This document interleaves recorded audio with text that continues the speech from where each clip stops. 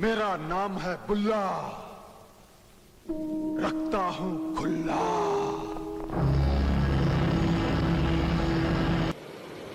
समझ गया?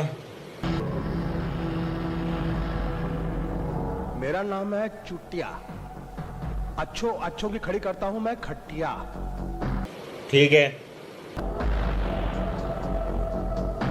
मेरा नाम है पोते, जो अपने बाप के भी नहीं होते। बात तो सही है।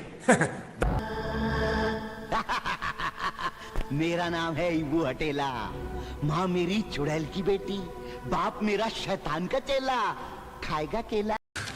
तू समझा? हाँ। नहीं, तू समझा नहीं। गरीबों के लिए हीरो हूं और तुम जैसे लोगों के लिए विलन। नाम है मेरा शंकर, हूं मैं गुंडा नंबर 1।